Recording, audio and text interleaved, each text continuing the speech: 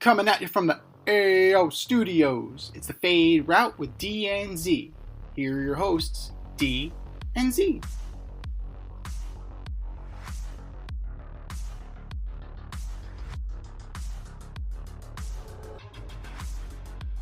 Powered by Riverside FM. Coming at you live from the AO Studio. Ayo. It's the Fade Route with D and Z. I am D, and we've got a great show for you tonight. We've got an NBA trade. The Jets lose, Paper Planes lose, and two all-time greats pass away. But we'll begin today's show with the MLB postseason. The Braves and the Mets punched their tickets to the postseason yesterday, splitting a doubleheader for makeup games that were rained out during the regular season. The first game was exciting, watching the Mets and Braves exchange blows in the final innings. After the game, it sounded like the Mets won the World Series with the jubilation, the congratulations, and player personnel and the scouting department. It took all of us. None of you were traded at the deadline. Everybody counted us out. And oh my God, we're in the playoffs. We're in the playoffs. It's the playoffs. The playoffs. So, Z, did the celebrating seem over the top to you, or did it just seem just right?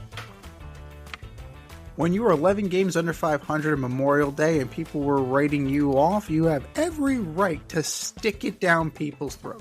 You have every right to celebrate. Abso-fucking-lutely. Especially with the drama and the tension and the agita that you put your fans and yourselves through. You had it in the bag. It was yours to control coming out of Philly. You beat Philly. You won the series. You won the series with Philly. All you have to do is win 2 fucking games. All you had to do was win 2. That's it, 2. You freaking gagged it up in Atlanta in game 1. Yes, the rains came, forcing this situation with the Brewers. You lost 2 games against them. You won the last one, forcing this situation. So you had to show some pride. You showed some pride in that game. You know, it was quizzical that McGill got that start, but you'll take it. He did well enough. They were in position. Swellenbach was doing what Swellenbach does to the Mets. He was befuddling them through 7. He had never gone 8 before. That's a little Grady Little Pedro Martinez type situation. Like, you stick with a guy a little too long. And then the Tyrone Taylor 11 pitch at bat. Lindor, Iglesias, Nimmo, and then fucking Diaz gives it right back.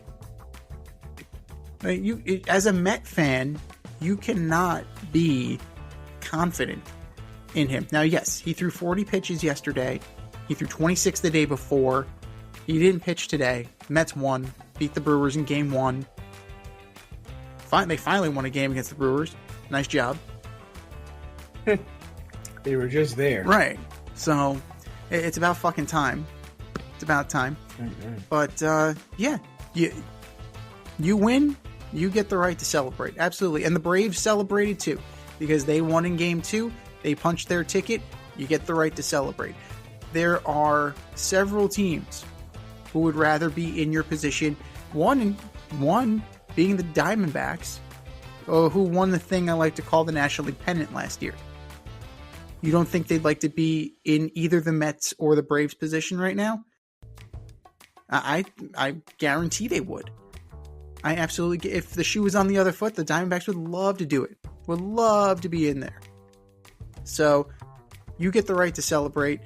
Pop the champagne. Do what you want to do.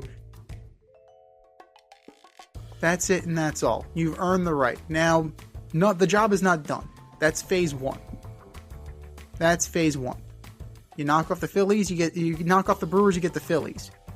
That's a tough one. Somehow knock off the Phillies, you got most likely the Dodgers. Or the Padres. Or the Braves. Any one of those teams gives you fucking nightmares. So, from a Mets perspective, this road is not easy. Oh, and at the end of it, if you somehow do make it to the World Series, you may be staring down the Yankees. Maybe. Possibly. Who's to say? Or, the Royals just beat the Orioles today. You could be staring at a 2015 rematch. If both teams somehow survive this gauntlet and make it to the World Series, you could have a 2015 rematch. But this is the nature of the playoffs. You get hot, you get in, and things happen. Did you have the Tigers knocking off the Astros today? I didn't. The Astros should steamroll the Tigers.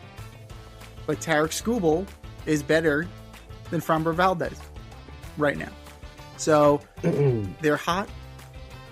They did what they needed to do to get it. So did the Mets.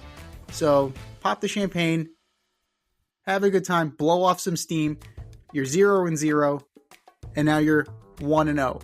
So keep on trucking. I mean, my whole thing is I don't have a problem with you celebrating. You should celebrate. Yeah. It was a great game. You made it to the postseason. That's what everybody's working for. But it was the jubilation. It was the everybody counted us out and nobody gave us a chance. And we were going to be sellers at the deadline and we didn't sell and we kept everybody. Now, listen, I didn't hear what the Braves were saying. I don't know, but they limped into the playoffs, so I don't even think they belong there. But it was just hearing that and saying, Carlos, he's such a positive guy. He's so positive in the locker room. It's just like, guys, you just made the playoffs. We just got here. Like, that's the shit you say when you win the World Series. Not when you make the playoffs. You have a top 5 payroll. You should be making the fucking playoffs. You should have walked into play. In fact, you should have had this celebration on Saturday or Sunday, not on Monday. They were the hot team. They were the better team. And I just think it was horseshit. I don't want to hear that. You should have expected to win that game. You should have expected to beat Atlanta. They're a division opponent. You're better than them. I don't care if you were playing that game in Atlanta. You were up. You came back. Then you gave it away. And then you got it back again. It was a shit show. That's what happens when you have two garbage teams playing each other. A closer who can't close, a team who's at home with the playoffs on the line that can't keep a lead. That's garbage. Garbage. Straight up garbage. So, no. Act like you were supposed to make the playoffs. Act like you're supposed to go to Milwaukee and beat the Brewers. And act like you belong there. Don't celebrate and say, oh, poor me. We're the miracle Mets of 2024. I can't believe this is happening to us with our payroll and Pete Alonso and Lindor and our owner. I can't believe. Could you believe? I can't believe. Can you believe? I can't believe it. OMG Mets. OMG. No.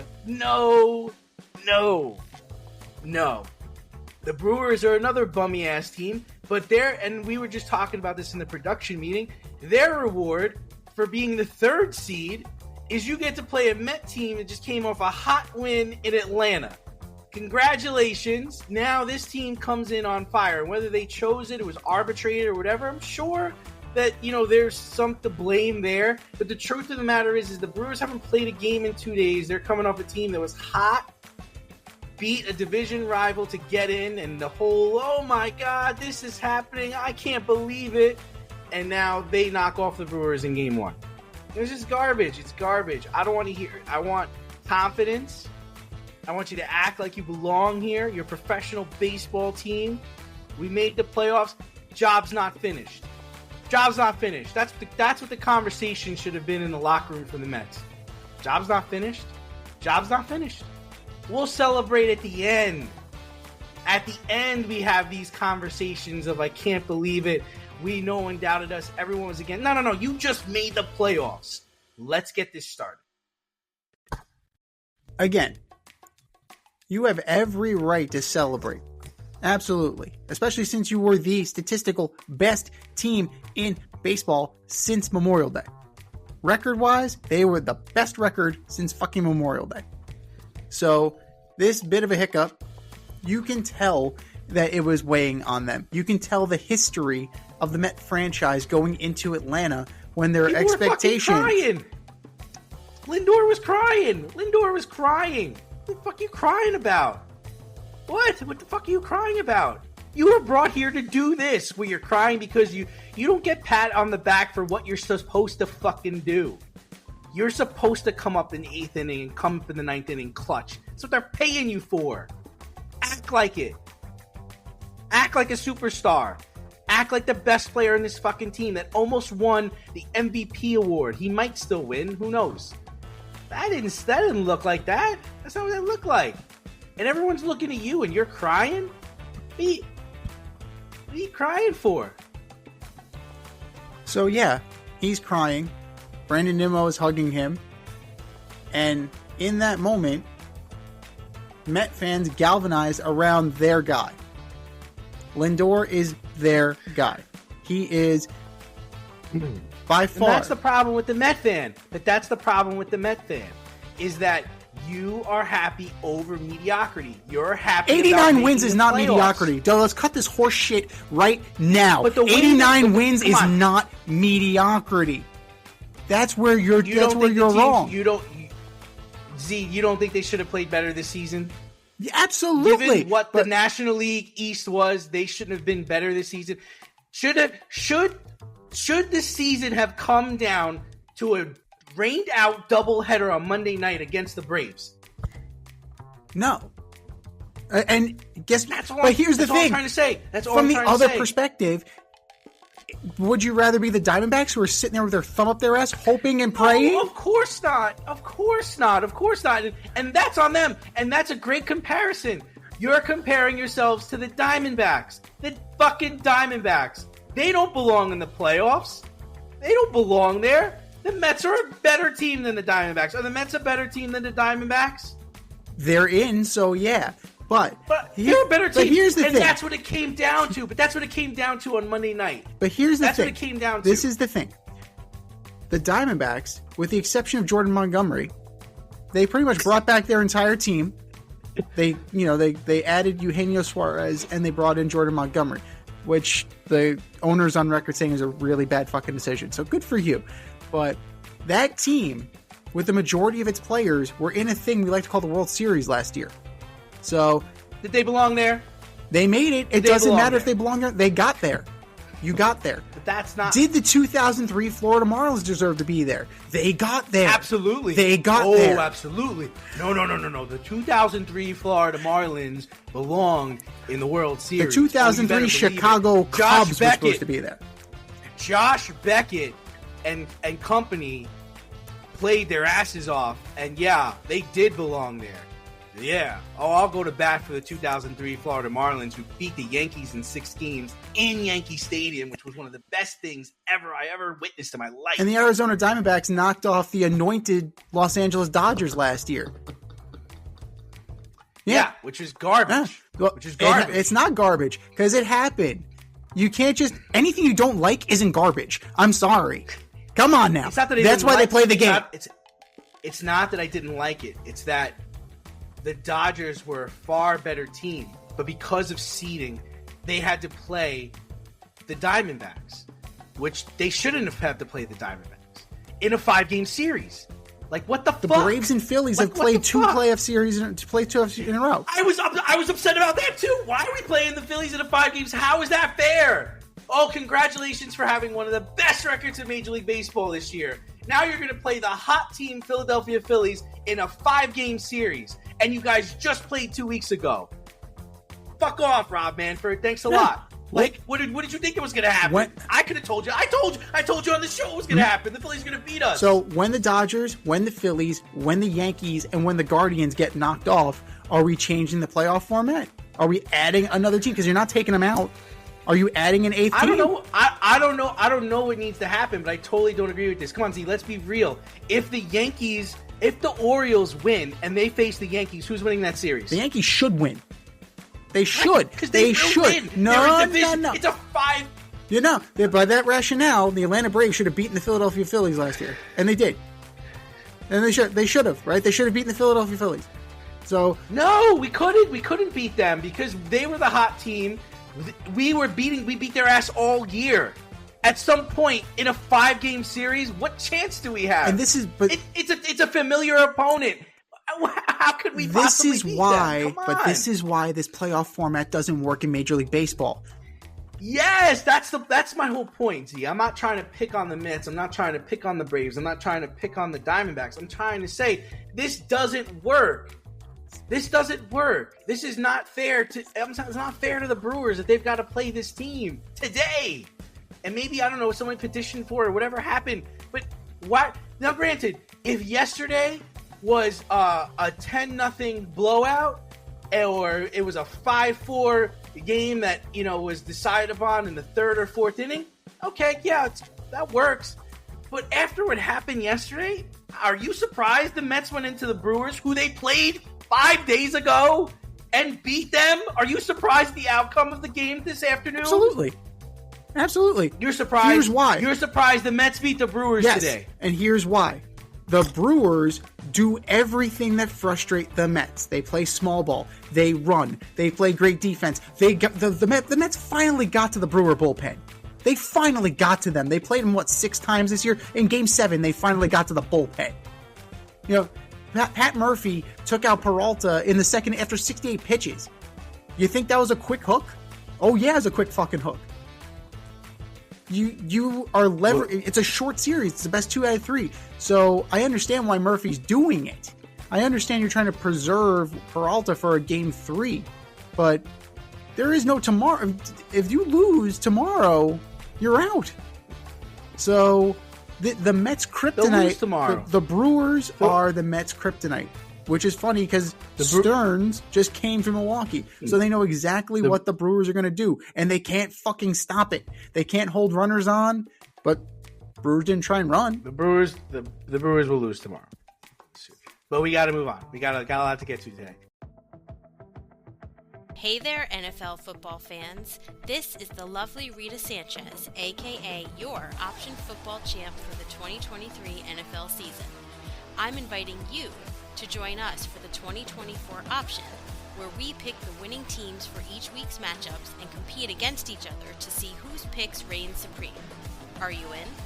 Head over to CBS Sports and search for the Option 2024 League, or hit the link in the bio on the Fade Route socials and join today. It's for free. Pick a witty name, some winning teams, and I'll see you out there for week 1. So there was a blockbuster NBA trade over the weekend as teams settle into training camp. The New York Knicks traded Dante DiVincenzo, Julius Randle, and a first-round pick for Karl-Anthony Towns.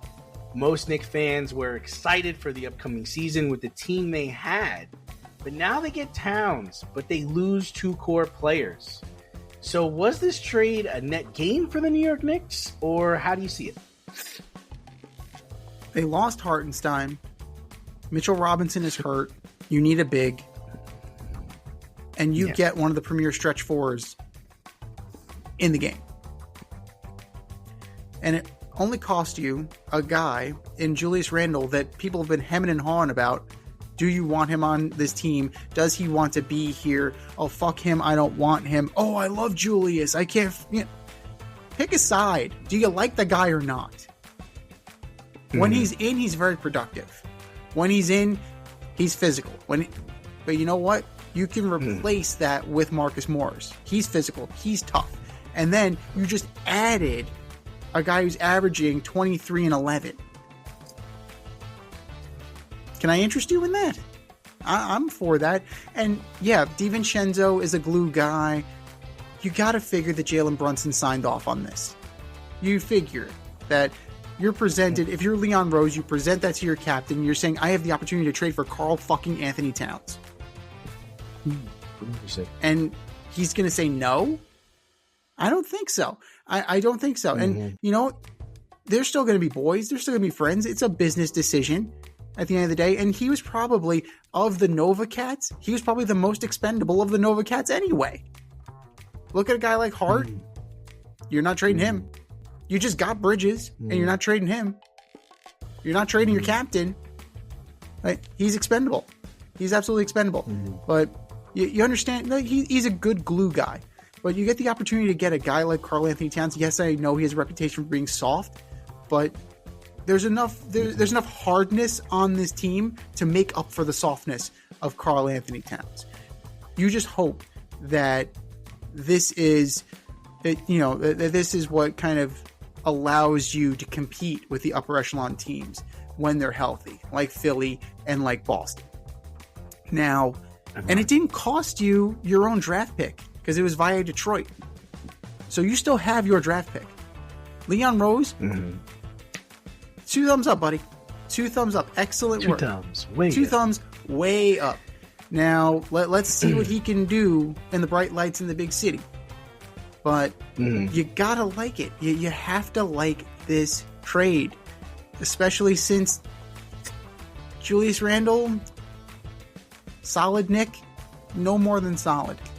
It's like the Lindor trade to go back to the Mets. Oh my God, we gave up Jimenez and have Ahmed Rosario. Okay, you gave up Jimenez, who became an all-star. Ahmed Rosario has been to like 6 teams since then. So don't wring your hands. Don't wring your hands on that. You got to give to get. You have to give to get in this league. You have to give to get when you trade. It's not fantasy football. You have to give to get something. So you got the big fish. Now let's see if he can play in New York. Yeah, I mean, so I feel bad for Julius Randle because I feel like he was the guy that came to the Knicks that made people want to come play with the Knicks. Amari right? Stoudemire 2.0. Yeah, he was. And you just feel bad because, like, you see what he sacrificed and how hard he played. And he's a dog, man. He's a dog. And this is a level of toughness that New York was attracted to. Karl-Anthony Towns is kind of what we talked about, right? We talked about how the Knicks need a big guy. You got rid of Hardenstein, so now what? Mitchell Robinson can't be that guy, and we already know what Julius Randle is. Plus, Julius Randle's been hurt. He's been hurt. I disagree with you. I think that I'm not a big Josh Hart guy. I actually think the new lineup, the new Knicks lineup, that's the soft point, right? You don't have a true 2 guard, right? Hart's good. He's a hustle player. He plays defense. He gets rebounds and stuff, but he's not a facilitator, right? And granted, you probably say Payne can do that off the bench. I'm sure he can, but I just like DiVincenzo. DiVincenzo's a champion. He can distribute the basketball. He can get to the basket when he needs to. He hits clutch threes at times. I like him as a player. But if you're telling me would I rather have my hole be the big man or be the 2 guard, I'm going to say the 2 guard. I think Towns is great. Just a really quick scouting report I wrote down on him. He's a 3-level scorer, right? I mean, he can hit the 3, he can hit the intermediate shot, and he can get under the basket and score.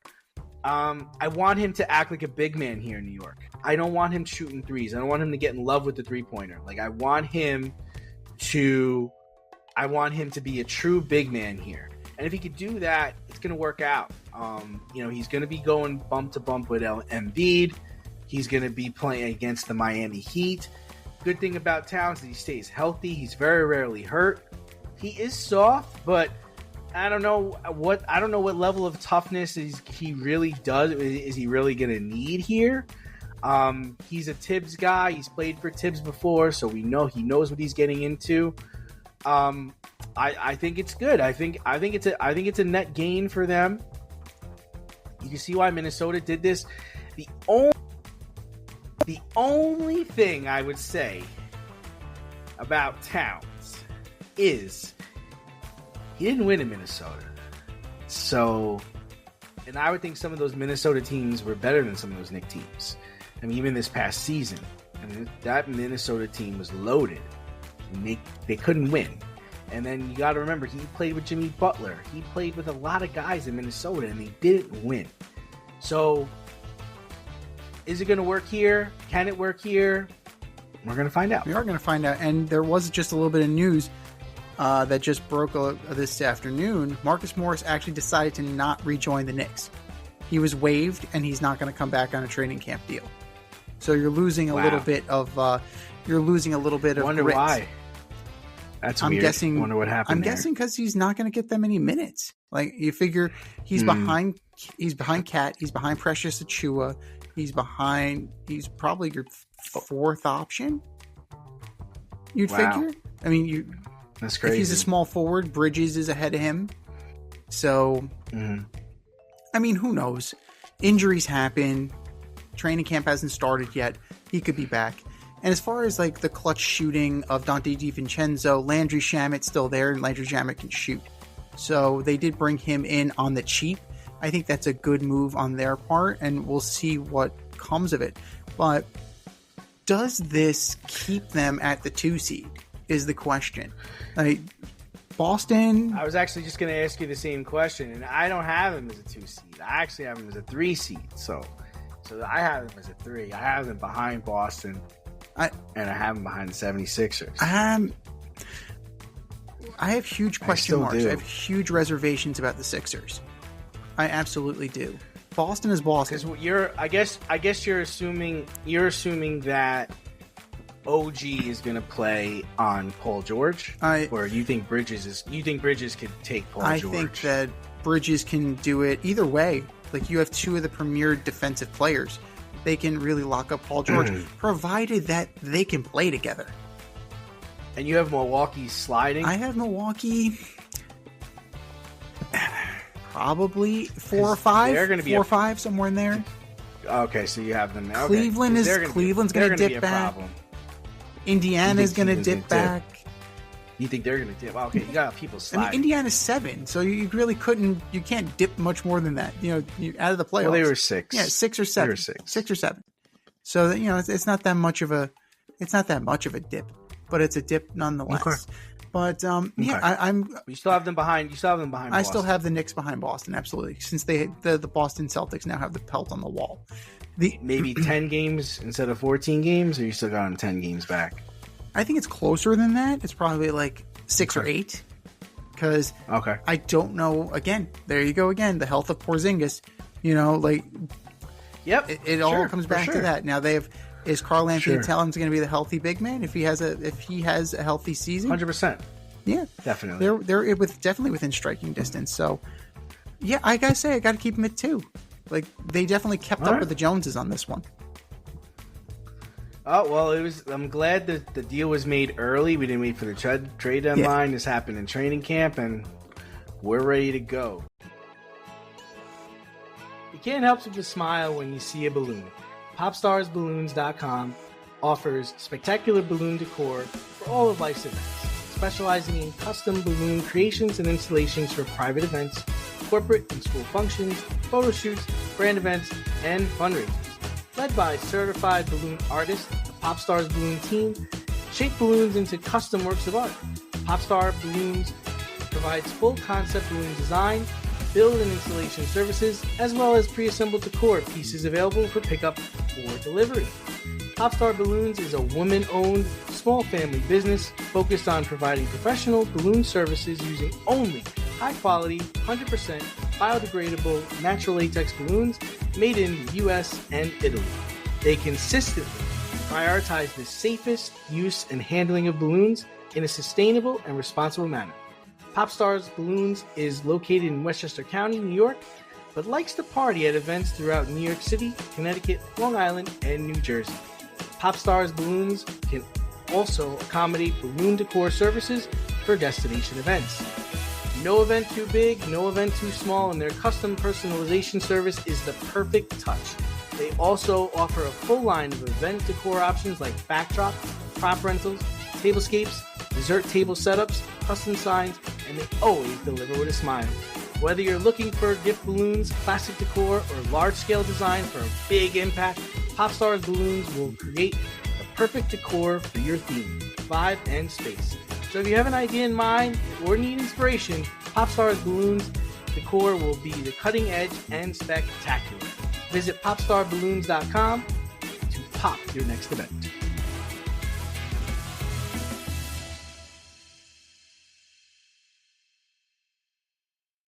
Moving on to the New York Jets, who played like paper planes this weekend. After 9 days off, the Jets managed just 9 points against Bo Nix and the Denver Broncos. The Broncos were held to 60 yards passing, but Bo Nix was not sacked at all and managed to throw a touchdown pass. The Jet offense, had no touchdowns, 5 false starts, drop passes, fumbles, and questions on if Rodgers' cadence is too much for the Jets' offensive line to handle. Z, do the Jets have an offensive issue, a defensive issue, or a team issue? I'm sorry, did they not bring in Morgan Moses and McGovern? Did they not bring in veteran offensive linemen? I was told all this team needed was a quarterback. I was told all this team needed was a quarterback. That's the dumbest fucking argument I've ever heard. And you know who made that argument? One head coach Curly, Robert fucking Saleh. Are you shitting me, dude? Are you shitting me? You're over there fucking rah-rahing on the sideline. Breece Hall is false starting again.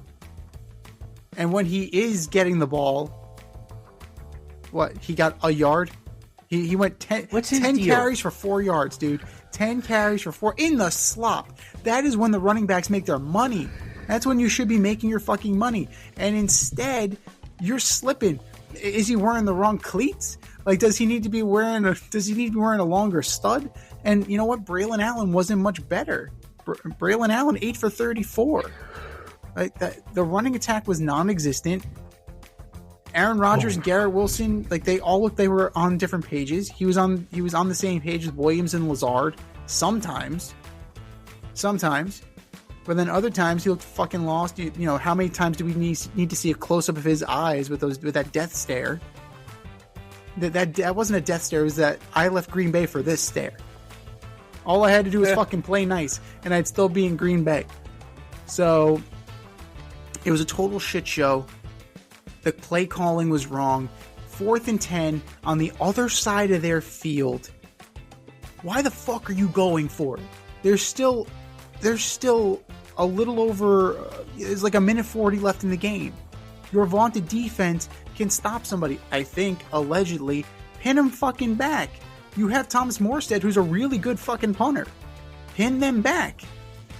Instead, you go for it and you give them primo field position. And this is just the fourth quarter. I'm not done yet. Aaron Rodgers gets them into close enough position, but you're banking on Greg Zuerlein making a 50-yard field goal on a sloppy, wet surface. Are you out of your fucking mind? You had an opportunity. It's his fault. You had an opportunity to push the ball down the field to make it a more manageable field goal, and instead, you just lined him up. Like, you got this, Greg. I believe in you.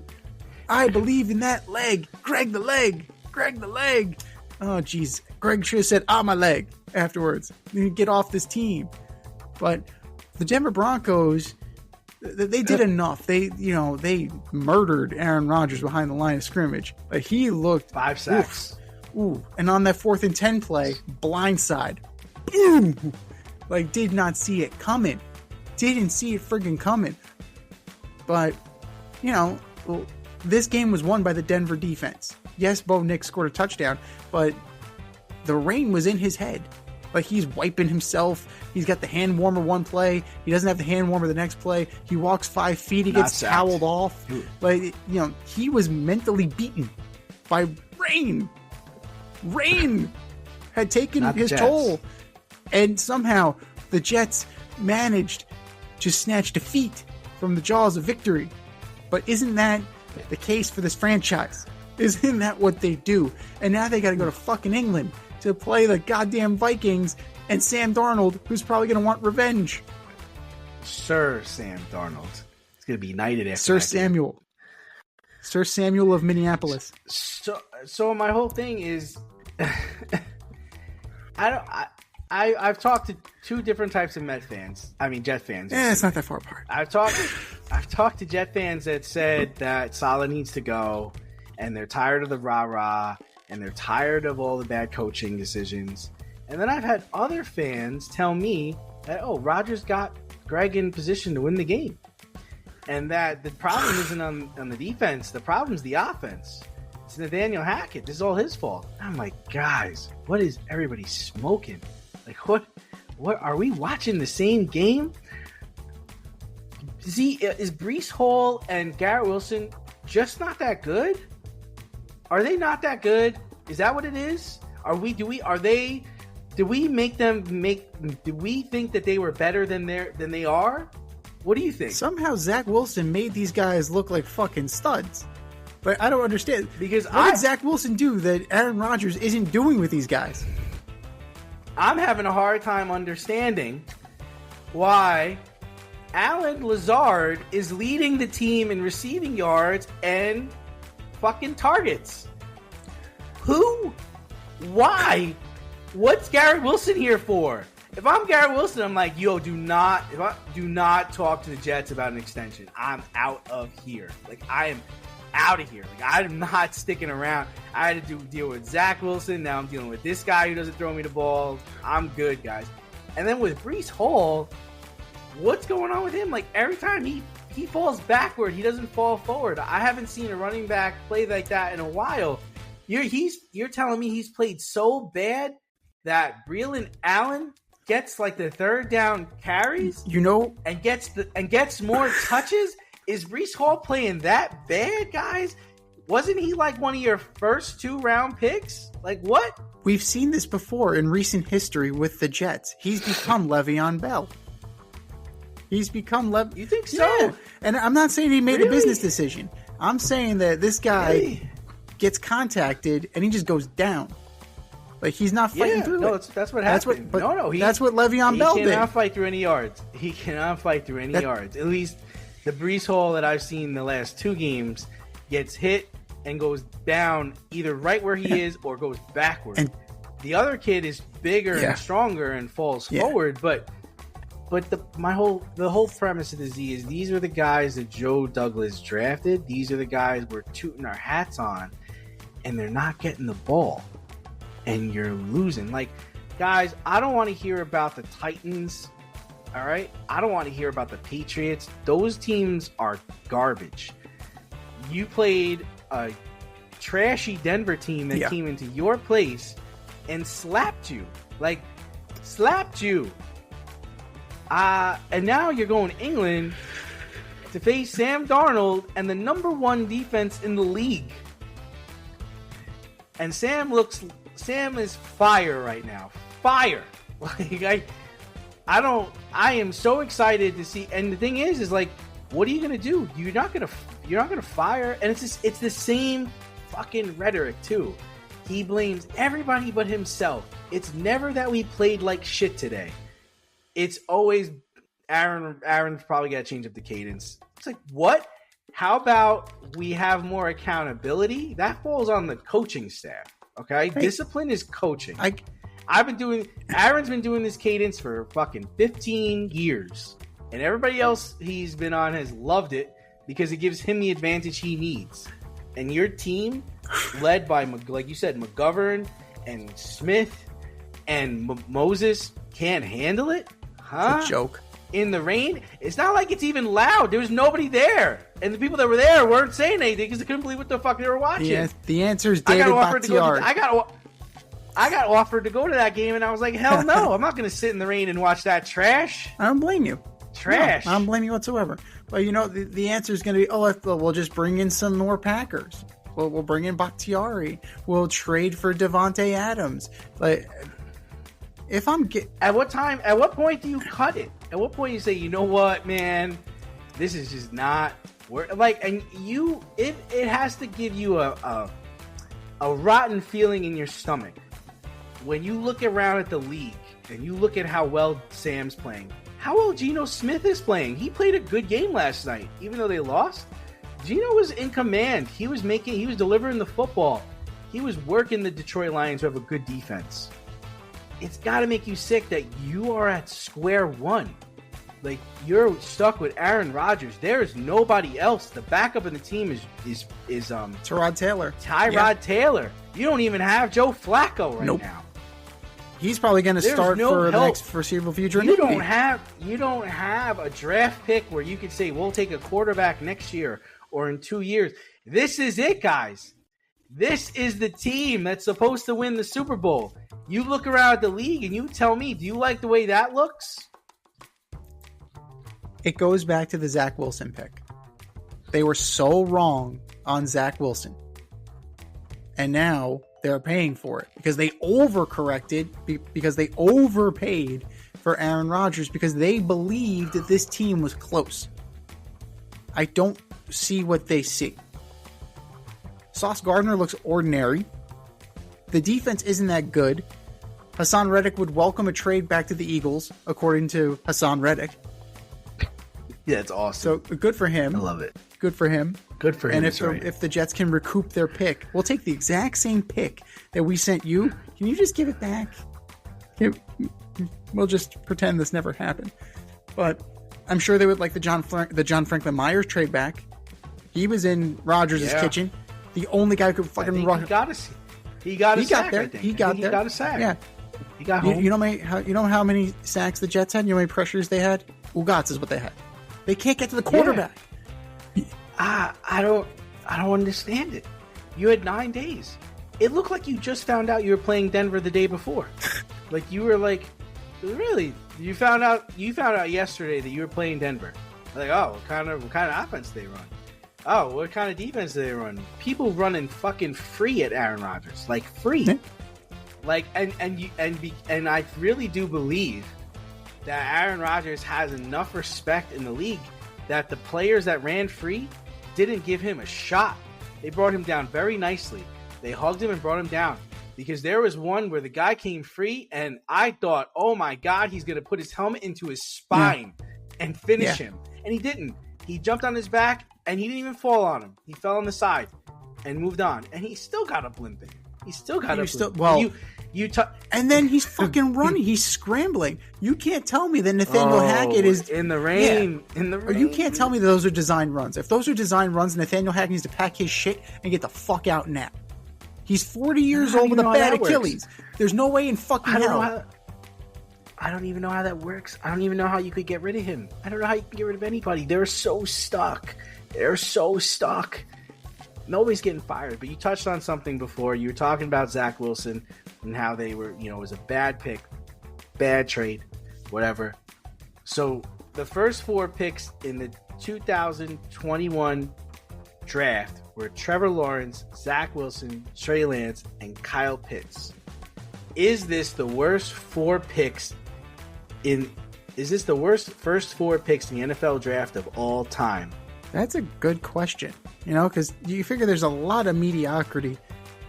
And like in terms of that, like you think about 1992 when Entman and Koriak go 1 and 2 to the Colts, but then you get Sean Gilbert and Desmond Howard and Terrell Buckley. So that the top 5 is kind of rounding out. But you got to look at like 2013 was pretty bad. Like, I mean, Eric Fisher was okay. Luke Jokel, like, what are we doing here? Like, what is going on here? Like, these are the guys? These are the guys that you decided to go with at the top of the board? Like, it must have been a very, very, very thin pool. I mean, DeAndre Hopkins in a redo, he's probably going higher. He went 27th that year. So, but in terms of current production, it's got to be up here. Like, Kyle Pitts is fucking terrible. Trevor Lawrence, I mean, he started off fine, but he's gone in the toilet. Trey Lance can't even get on the field. Trey Lance can't even dress. They have Cooper Rush dressed ahead of him. Cooper fucking Rush. This guy was supposed to be like a generational talent, supposed to be like the next Carson Wentz, mobile quarterback, the whole can't sniff the friggin' field. I mean, you are absolutely on record, about John Lynch and Kyle Shanahan with that one. So we don't need to say more about that. But yeah, this is pretty friggin' atrocious. This is pretty goddamn atrocious. But I mean, 92 is close. I mean, 1 and 2. 1 and 2 for 92 might might eclipse 3 and 4 regardless of how talented they were because they were just so bad. I think Steve Emtman played like 9 games. And he was the number 1 pick. Like 9! So I actually didn't think 1992 was bad. I actually went back and I looked at the draft in 1936. Oh, Jesus Christ. Yes, and the only reason why these guys were the first four picks is because 2 of the guys actually never even went to play professional football. So Jay Berwagner from the Philadelphia Eagles, he won the Heisman. He was the first winner of the Heisman Trophy Award in 1935. He was drafted, but he decided to go to the Olympics instead of play professional football. Right? Okay. Riley Smith was a quarterback from Alabama who played for the Boston Redskins. Bill Shakespeare No fucking was way. a Pitt. Yeah, Bill. Well, I don't think it's that. No, guy. but like, come on. Bill- Really? Your parents are setting that kid up. His name was William Valentine Shakespeare. He played for Notre Dame. He was drafted by the Pittsburgh Pirates, and he decided to not play professional football and to go into business instead because professional football just didn't pay that much money. And then the Brooklyn Dodgers drafted a guy named Dick Crane, a fullback from Iowa, who had a successful career. So that's the last time, and it's because 2 of the guys wind up not playing professional football. So you wasted your draft pick on a guy that didn't even play. That's insane. But the situation is terrible, right? And when you think about it, the Trevor Lawrence thing, this guy can't win. This guy can't win a game. No, he cannot win a game. And I don't know what they're doing on offense. Like, what? Travis Etienne, he's in, he's out. Tank Bigsby's getting the ball. Why is Tank Bigsby getting the ball? Why did you draft Travis Etienne if he's not going to get the ball? He was one of the top 5 rushers last year. Did he forget how to run the fucking football? Kyle Pitts, no targets, no yards? What the fuck, man? At this point, forget it. Get rid of him. This guy was a stud in college, a stud, and they're not even looking at him. They would rather throw the ball out of bounds than try to throw the ball to him. Last time we saw Trey Lance, he was throwing 6 picks in a fucking preseason game. And Zach Wilson, well, yeah, he's the king. That is the king, my man. And he actually walked away with a win on fucking Sunday. I mean, what more can you say about this? You know, it's just the bar is so low with this draft that it's. I guess the real question is how much. What's the leash for the Jaguars? The owner's gone on record saying this is the best team he's ever assembled. Okay, they are 0-4. I think 2 of those games were to division teams. They lost. And it's like, at what point are you cutting Peterson? Or at what point are you cutting him loose? At what point do you turn to Mac Jones? At what point, what? You've got to make a change. How much longer? They're 0-4. Is it going to take 0-5? Do they have to lose this weekend? Is it 0-6? Like, at what point you're like, this is not working? And they're kind of stuck, right, with Trevor because they just paid him. So he ain't going nowhere. They're not kind of stuck with him. They are stuck and when with you look at his numbers are the same as Daniel Jones. They have the same numbers. Same touchdowns, interceptions, yards, everything. It's the same. He's Daniel Jones. I would entertain a Trevor Lawrence for Daniel Jones trade. I would entertain that. I would entertain that, absolutely. But, you know, when does it end is the question. I'm not so sure that Mac Jones stays much longer. I mean, I get he's a Jacksonville kid. You think he's going to get traded or something? I think he would get dealt to the Dolphins. The Dolphins need a guy. Snoop Huntley's not that great. He did not have a good game. They need a guy who's going to kind of make that offense hum. And he doesn't have the arms. He doesn't, but you know what? You hit Tyreek Hill on a shallow cross and watch him run. Yeah, you're going to watch him hit the linebacker on a shallow cross and watch him run the other way. That's just not it's not his strong point. If you're gonna get somebody, you got to get a thrower. Mac Jones ain't a thrower. All right, then Trevor Lawrence. I mean, they're tied to him because of the contract, and Well, the Miami Dolphins are not going to double dip with the Tua money unless Tua retires and has that injury exception. So the Joe Flacco would be perfect for that team, but it's not going to happen. He's starting this week. Anthony Richardson's probably out there. It's not. Will Levis is available. Perfect you guy. want Will Levis? Mason Rudolph took that job. I mean, should they call Ryan Tannehill? But he can't throw either. You need a guy that could throw. That offense requires a guy that could throw 30, 40-yard darts. Yeah. You can't. And I don't know what you do there. I don't know who that guy is. But, moving on hang on. I mean, Trevor Lawrence, he's stuck. Yeah, they're absolutely stuck with him. Like, Doug Peterson probably has a couple weeks. And if you bench Trevor Lawrence on that salary, that's going to be like a major. That's going to be a major sticking point. If you're the owner, you're saying a couple of weeks. So when do you pull the trigger? I would say before or after London.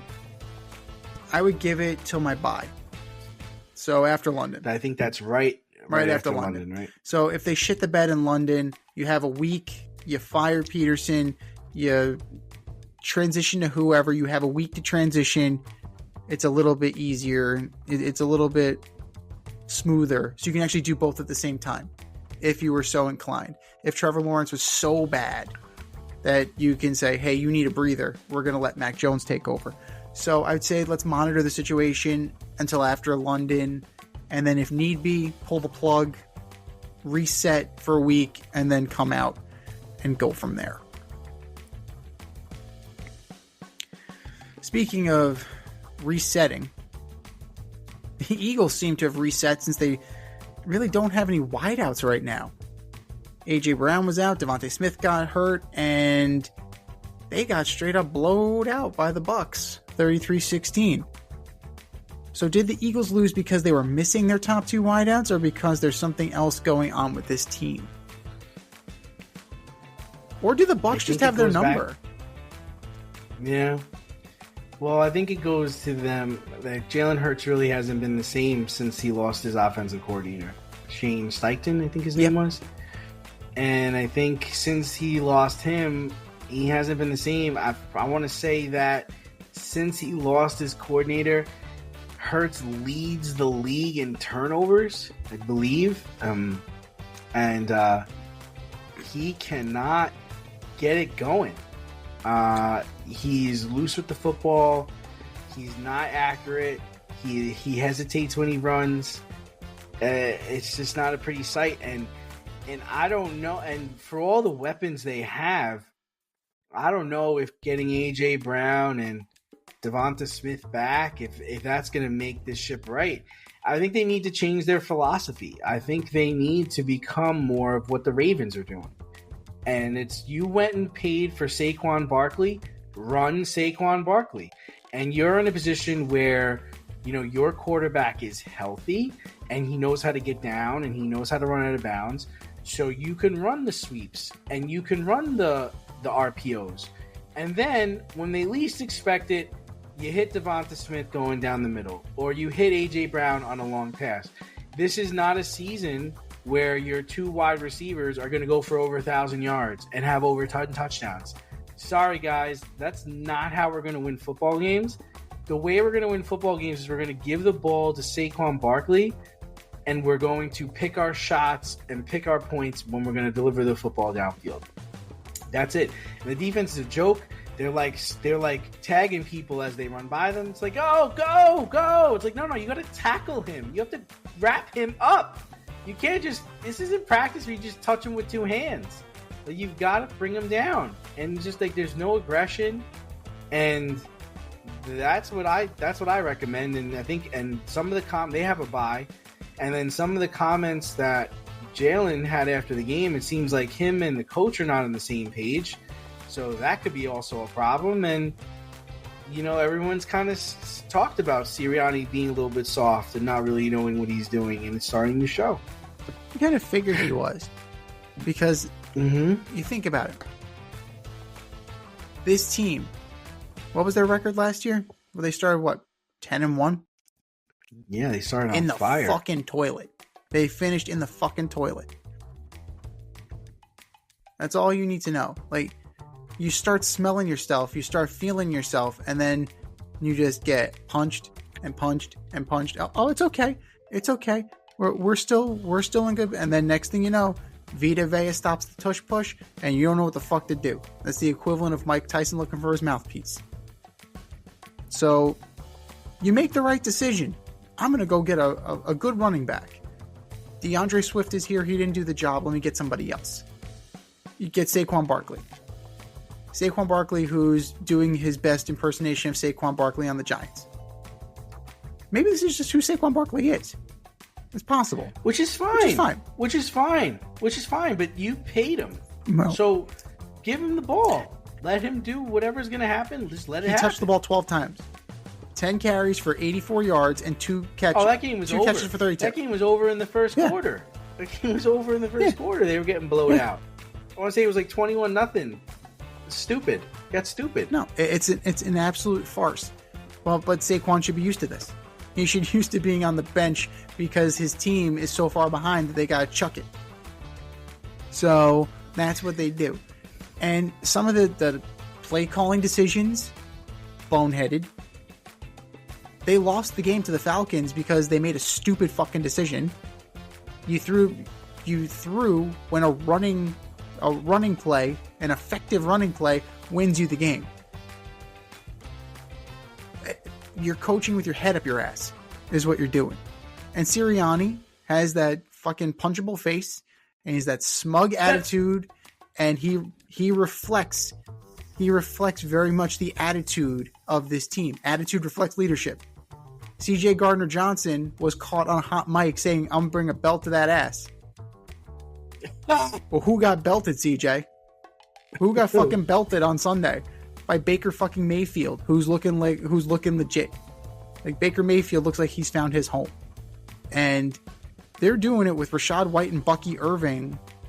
You know, they didn't even break 50 yards apiece.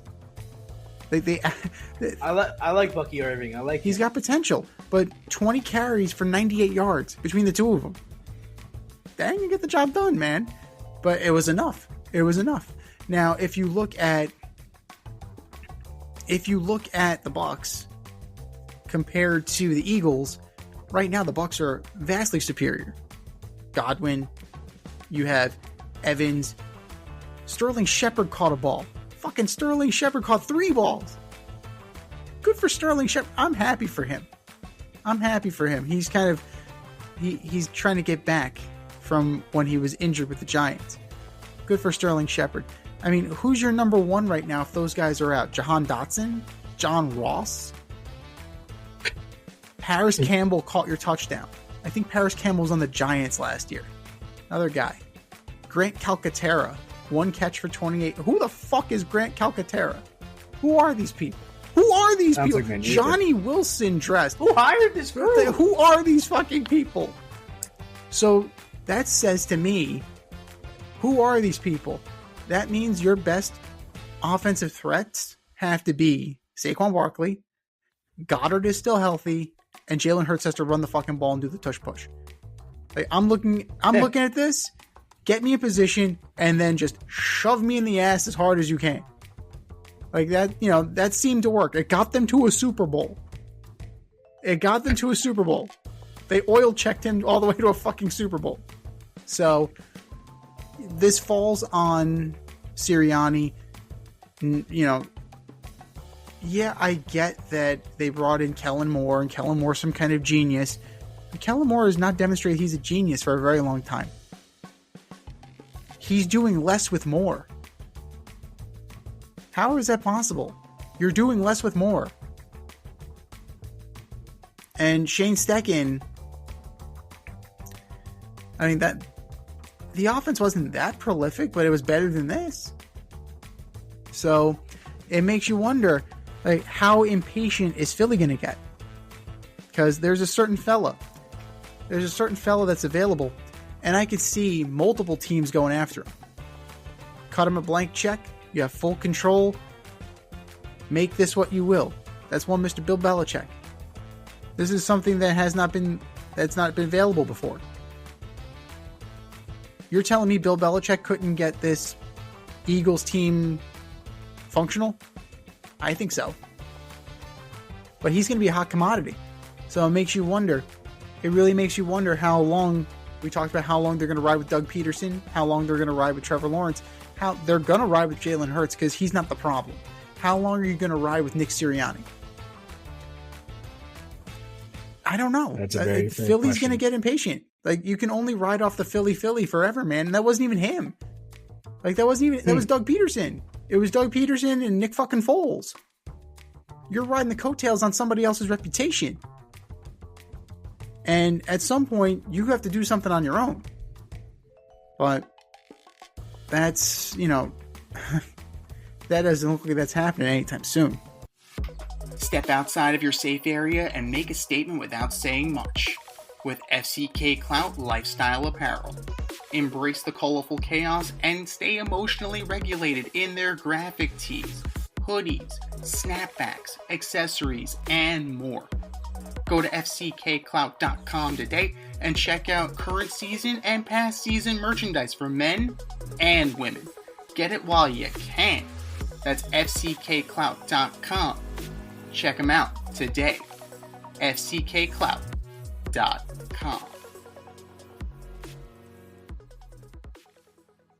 But speaking of reputations and legacies, unfortunately there were 2 sports deaths this past weekend.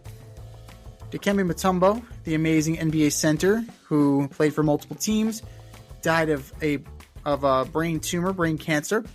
And Pete Rose, the hit king, passed away yesterday on the eve of the Major League postseason beginning at the age of 83. How will you remember these 2 larger-than-life athletes? Well, I'm not old enough really to remember the good times for Pete Rose. I mean, I just know about his being banned from baseball in '89 and not admitting that he bet on baseball, and then finally in 2003 admitting that he did, and not really being apologetic or forgiving about it. But, I mean, he definitely was the hit king. He was Charlie Hustle, amazing baseball player that was flawed. And a lot of these guys are flawed. I'll remember Dikembe more. I just remember, I remember his voice. I remember, him being tall and really defending the rim. He was a terrible foul shooter. And he played for a lot of different teams. But overall, I think he was a good guy. He was one of the good guys. Playing with Georgetown, playing with Alonzo Mourning, crazy to imagine those 2 guys were on the same team in college. And then he was always giving back to his country, great humanitarian, donating money and being always going to bat for the people in need from the Congo and from nations that needed financial support. So I guess I have a definitely better remembrance of him. Dikembe Mutombo was a philanthropist. He was a good man, hell of a basketball player. He was the driving force on the first 8th seed to knock off a 1 seed in the NBA playoffs when the Nuggets knocked off the Sonics in '94. You remember Mutombo for, like you said, the deep voice, the no, the finger wag, not today. He was a dominant defensive force, and that smile, he seemed to enjoy life. He seemed to enjoy everything that was going on around him. And, I suppose that was his lot in life, to become the bastion for people of Congo, to become that conduit so that he can help others. And, he is somebody who will live on forever, and there won't be a blemish on his life. There was no scandal. There was no...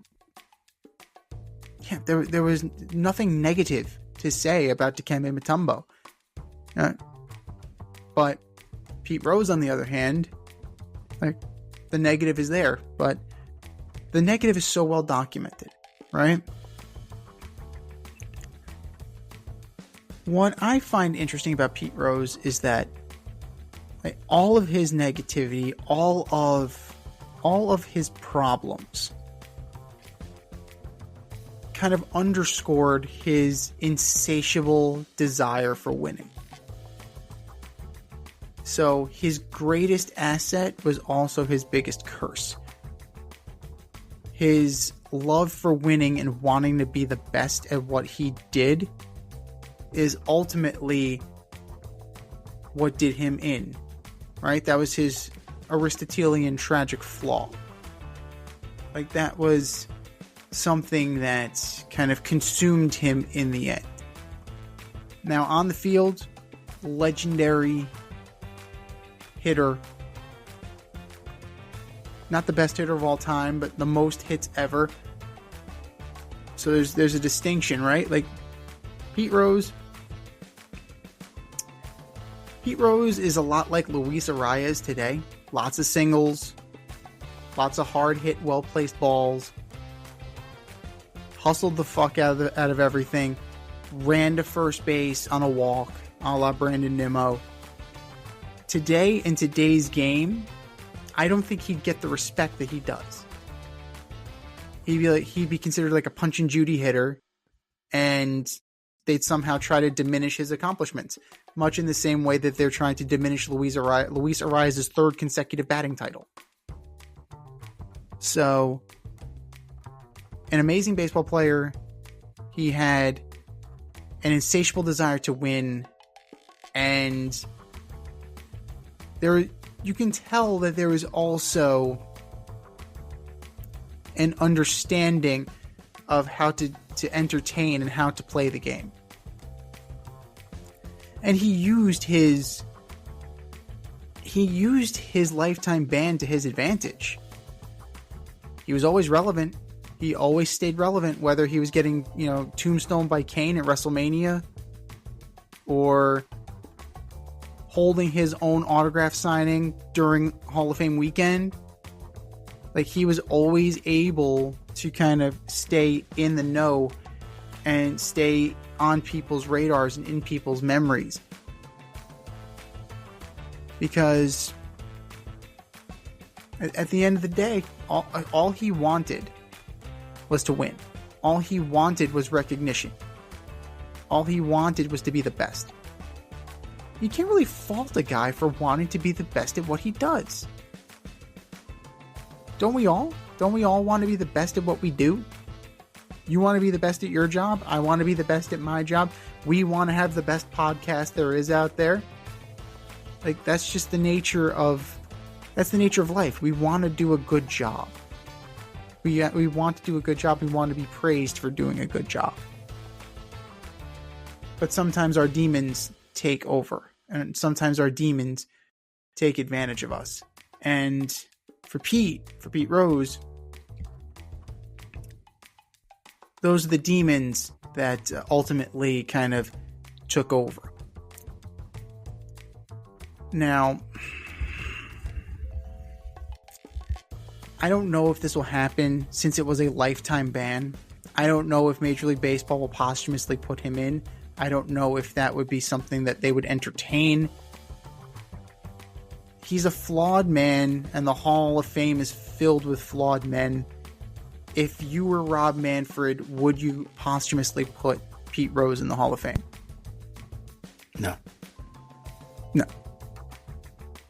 If you put him in, you have to put it in everybody.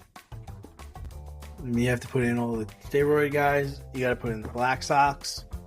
You got to put in everybody. It's the way it works, man. It's an all or nothing thing. You can't have some cheaters in and some cheaters not in.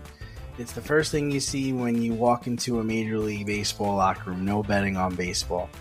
And you bet on the game. It sucks. And there were times when he was given the opportunity to be contrite about it, admit it, apologize, and there was also a path for him to get into the Hall of Fame that he snickered at, and he didn't want to do. He didn't want to admit that he did it. He didn't want to go down to the minors to talk to young players about the dangers of gambling. And so now, that's what it is. It's also very funny that we're talking about Pete Rose passing away in this day and age where Major League Baseball has gotten in bed with legalized gambling. They have their own partnership with legalized betting. I find it very interesting that this couldn't be reconciled. Absolutely what Pete Rose did was wrong for the time that he did it. But for Major League Baseball to simultaneously cast down on Pete Rose, but then also prop up like DraftKings and FanDuel is pretty fucking disingenuous. Or MGM, whatever. It's a little disingenuous because they stand to profit off of it. That's pretty messed up. But I mean, yeah, I see where you're coming from. If you let him in, you let everybody in. But if the Baseball Hall of Fame is a museum dedicated to the history of the game and the story of Major League Baseball, maybe that's something that needs to be said. Maybe it's a story that needs to be told. You know, and not every story is sunshine and rainbows, right? There is darkness, and there should be a different place for those guys. Yeah. Though. There should be a different place for that. You don't belong with the greatest players of all time that played the game right. Yeah, can't mention Pete Rose with Willie Mays. Can't mention A-Rod with Cal Ripken Jr. No. You can't mention Barry Bonds with Joe DiMaggio. No. I'm sorry, man. It just doesn't work like that. I mean, but that's how I am with all Hall of Fames. It's like you can't be talking about Joe Montana and Brett Favre in the same sentence. They're two completely different caliber of fucking quarterbacks. Yeah. We cannot be talking about it. Just doesn't work like that. And I'm just a firm believer in it. Yeah.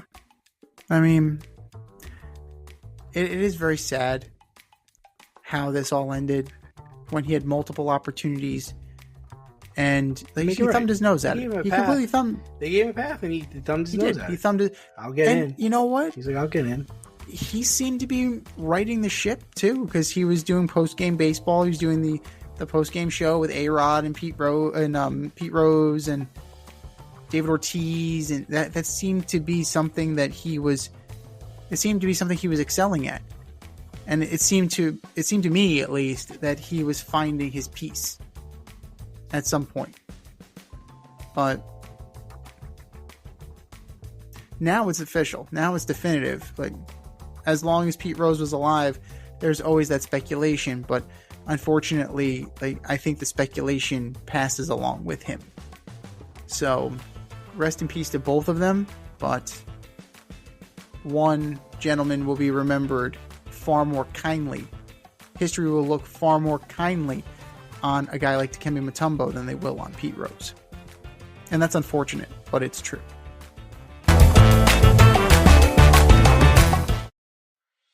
Do you love brownies? Of course you love brownies. And if you're looking for delicious gourmet handcrafted brownies, then look no farther than Sweet Life Brownie Co. Chef Tommy D and the crew offer a dozen delicious delights that you will crave. From the classic OB, to Dutch Apple, to my personal favorite cookie jar, Red Velvet, and many more. Check out their Instagram at sweetlifebrownie_co for their Friday brownie drops. Every Friday at noon, you see what they're making. Or give them a call at 845-641-3043 and tell them a D&Z sent you. That's sweetlifebrownie_co on Instagram, Sweet Life Brownie Co on Facebook, 845-641-3043. Sweet Life Brownie Co. Because there's always room for a brownie. When owning a home, it's important to have heating and cooling professional available when things go wrong. Air Care Technicians is a veteran-owned HVAC company servicing the Westchester area. They are licensed to service, repair, maintenance, and replace all HVAC units. If your unit is not running properly or you would like to improve the air quality in your home, contact Air Care Technicians for a free quote. They offer same-day and emergency services for all of your needs. You can reach them at 914-315-1547. Air Care Technicians, 914-315-1547. Bullshit or no shit? We're going to debunk this week's most controversial topics right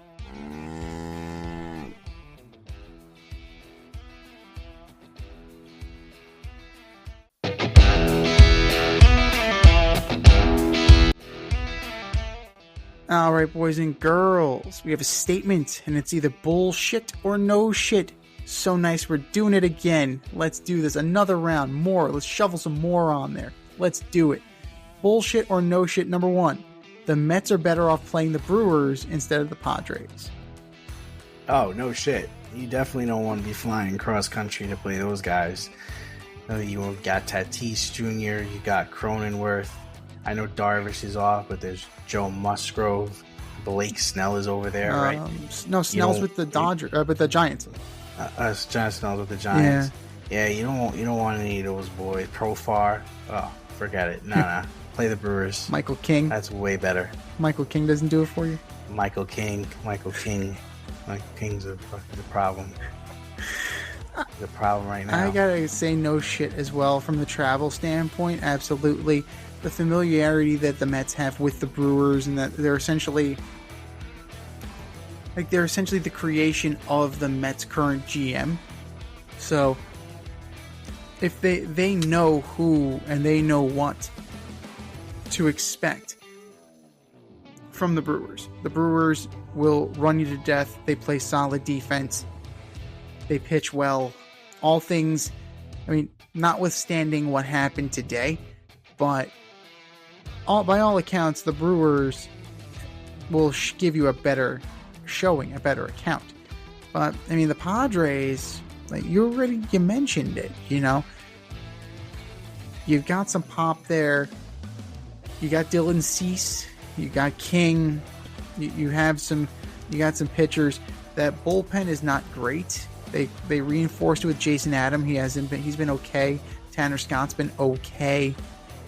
Suarez has been good, but the pitching is definitely a soft underbelly here. So if you're going to get him, I think that'll be how you get him. But you're looking at a roster that's got Machado, Luis Arias, who just won his third consecutive batting title, Bogarts, Jackson Merrill, who should get serious consideration for Rookie of the Year, even though Paul Skeens is probably going to win it. Profar, who had an all-star season. You know, the Padres are a tough out. They're absolutely a tough out. Even before, you know, Joe Musgrove greased his ears. They are a tough out. And they're going to give the Dodgers fits next round if they get past the Braves. But when they get past the Braves, more than likely they will, but that's why they play the games, right? That's baseball, Susan. Would it surprise you if somehow the Braves knocked off the Padres? It wouldn't surprise me, because this is what the new playoff format's telling us, that upsets happen. Right? Upsets happen. If not this round, the next round. So we will definitely see that. But the Brewers and the Mets, like, that was bound to happen. So I think it's no shit at this point. Bullshit or no shit. Number two, Sam Darnold will get revenge on the Jets this weekend. Oh, no shit. Sam is out for blood. Sam, I believe, leads the league. Actually, I think Geno Smith and Sam Darnold lead the league in passing yards and passing touchdowns. I'm pretty sure that's accurate. So, yeah, I think he gets it. I think he gets that ass. Oh, my God. Yeah, he's going to get revenge on them for making him the number 2 overall pick. Going to get revenge on giving him a starting job for 2 years and him fucking it up. But hey, no, don't let the facts get in the way of the story. He was the problem. He didn't get the start. It was damn Sarnold who got the play, not him. So, here's the problem with this narrative, and that's what it is. It's a narrative. At the end of the day, it devoids all personal accountability and responsibility. Right? The organization failed Sam Darnold. It goes both ways. They invested in him. He could have played better. they could have done more to help him. But true talent overcomes circumstance to make it better. And Sam Darnold did not do that with the Jets. He did not do that with the Panthers. He did it in short bursts with the Panthers, and then they figured him out. He didn't have the opportunity to do it with the Niners. He was there to make sure that Brock Purdy had the right color Gatorade. That's why he was there. He was there to learn under Kyle Shanahan and hopefully not get hurt. And it's paying off for him now. But Sam Darnold's a 7-year veteran. Like, I mean, come on. Let's kind of say it how it is. Geno Smith is a 12-year vet? He's 33 years old. Like, you would figure he fucking figured it out. You better fucking figure it out at some point, or this job isn't for you. Or you're Charlie Whitehurst and your clipboard Jesus for your entire career. So, yeah, he's going to get his revenge because the Jets suck. He's going to get it. He's going to get it, and he's going to have so much of it, he's not going to know what to do with it. He's going to have to fill, like, duffel bags with it. But let's be real. Let's be friggin' real with it. They gave him an opportunity. He didn't maximize it. But he's not the first, and he won't be the last. He's just the latest. And we'll see if his buddy, in the ex-Jets doing well club, we'll see if they let Mr. Wilson in eventually. But as of right now, like, there is no doubt in my mind that Sam Darnold is going to get his. But that's really not him. Like, he can have a pedestrian game and he can still call it revenge. Because the Jets are just ass right now. And he's gonna get that ass on Sunday.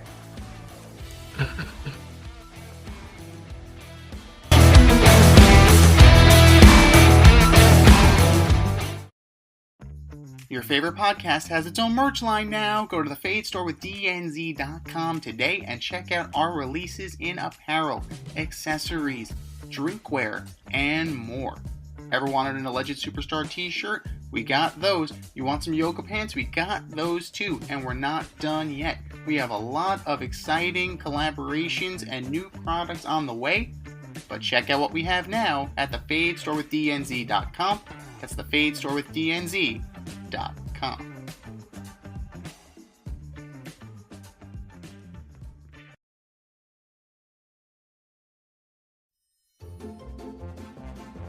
Who's the best of the worst this week in sports?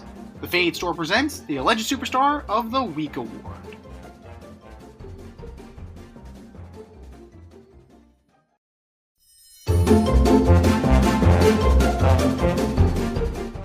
All right, boys and girls, you know what time it is. It's time for the Alleged Superstar of the Week. You know how it goes. We put up a poll on our X account at FadeRouteDNZ and our Instagram poll at FadeRoute Podcast. And you vote, and you vote, and you vote, and you vote. And the winner of said vote gets a shout out on this here show and takes home the coveted ass trophy. And do you know who took home the coveted ass trophy last week, D?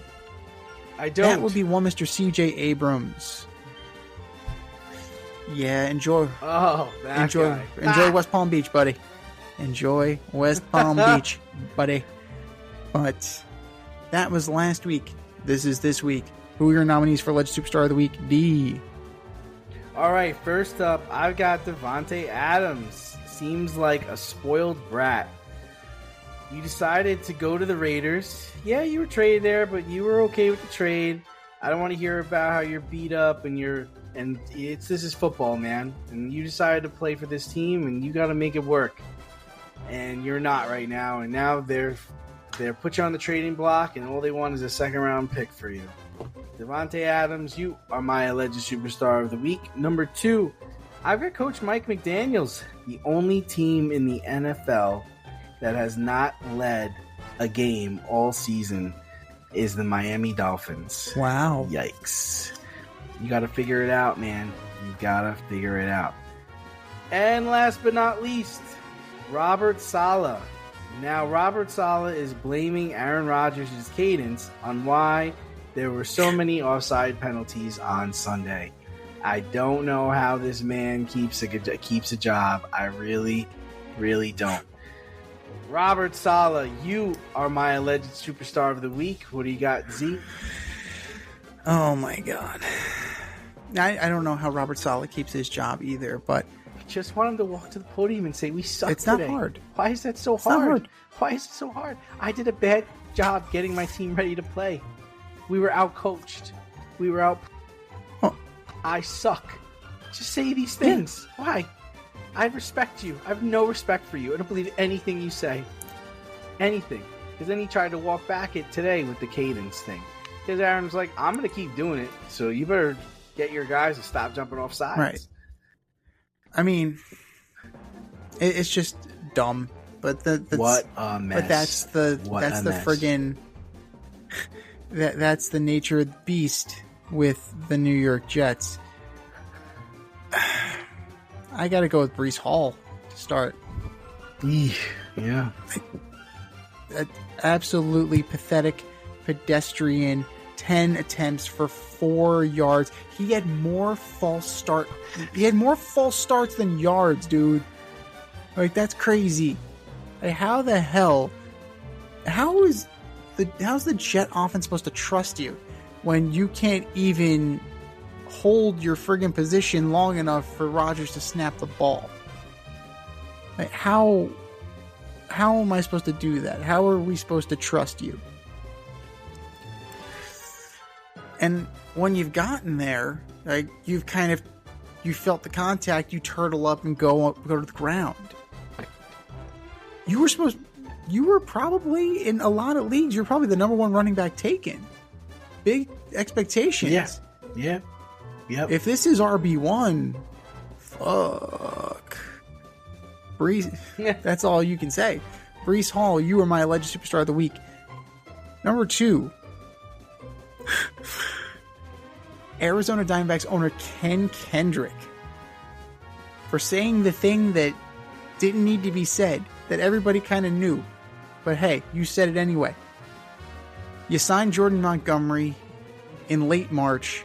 He didn't have a spring training. He pitched like crap this year. And Kendrick said, that's the worst friggin' signing of the year, and it's on me. Right. Accountability, I guess. I'm sure Mr. Montgomery would love to negotiate about coming back to the Diamondbacks.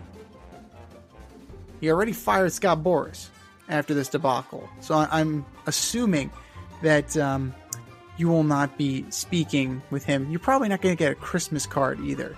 So, Ken Kendrick, you are my alleged superstar of the week.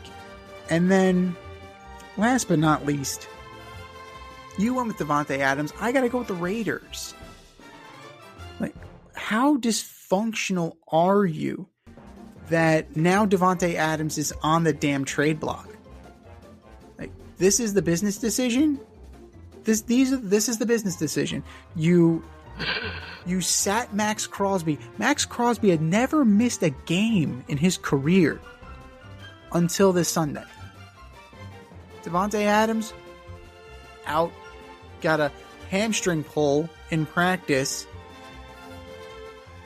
I would like to see that. I would like to see the MRI on that. Is it a hamstring pull or is it a hamstring pull? Air quote, hamstring pull. Is that the business decision that Antonio Pierce was talking about? I don't want to fucking be here anymore. There you go. There it is.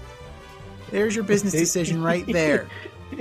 Okay, well, now we're going to facilitate. What do you hope to get for Davante Adams? You have no leverage. What are you going to get? You want a second, that's great. I doubt you're going to get a second. You may get a conditional third. There's a greater chance that Hassan Reddick will get dealt before Davante Adams gets dealt.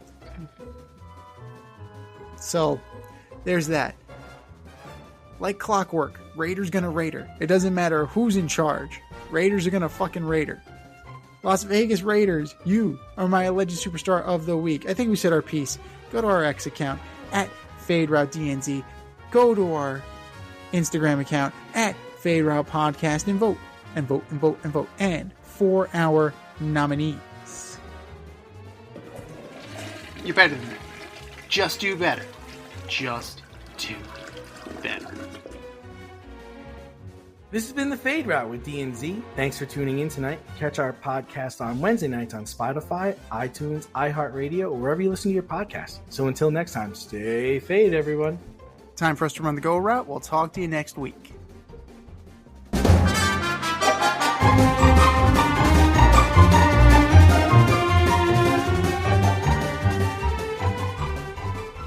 Thanks for listening to this episode of our podcast. If you liked what you heard and you want to hear more, be sure to like and subscribe on your favorite podcast platform. Leave us a review, rate us 5 stars, turn on subscription notifications, and share on social media. Tell your friends and spread the word.